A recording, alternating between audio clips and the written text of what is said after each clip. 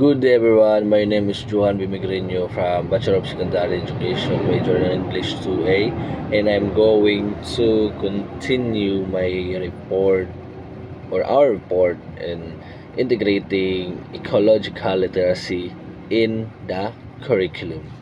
So let's move to the number 3. So the third one is the Socratic inquiry. This is named after the Greek philosopher Socrates, who believes that questions not answered stimulate learning, therefore rather than teaching facts and information.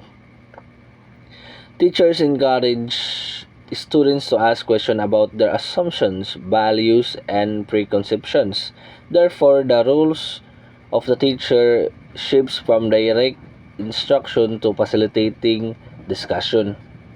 So, through skilled questioning, as a teacher, we're going to ask our students and clarify their statement, identify their weaknesses in their arguments, and provide evidence for their reasoning. So, in return, these strategies impact students' learning as evidenced by the following outcomes. So, first outcome is the students reveal their beliefs, misconceptions, and values, and eventually clarify their thoughts related to the topic being discussed.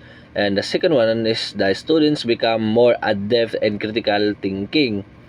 The third one is students improve their listening skills and learn to better articulate their thoughts and ideas, become more tolerant and diverse opinions.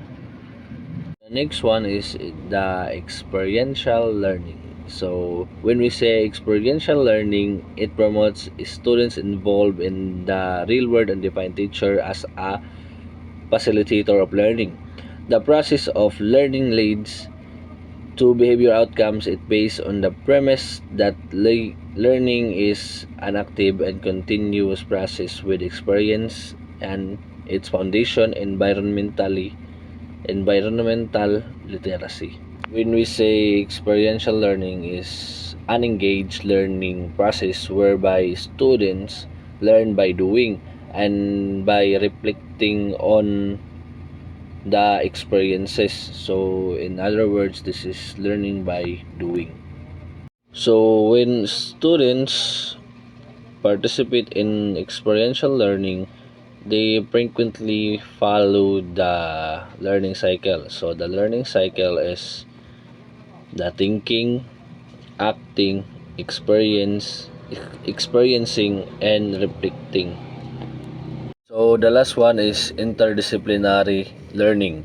So when you say interdisciplinary learning, it emphasizes connections between traditional discrete disciplines such as math, science, history, and language art rather than limited learning to one content area at a time.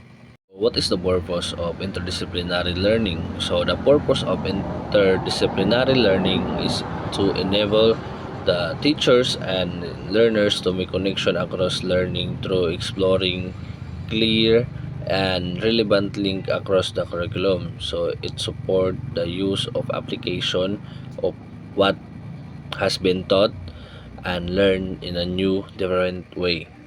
So one of the example of interdisciplinary learning is the integration of science and mathematics in a lesson on the human bodies.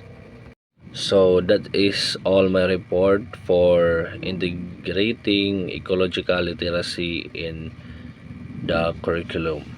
Thank you for watching. God bless everyone.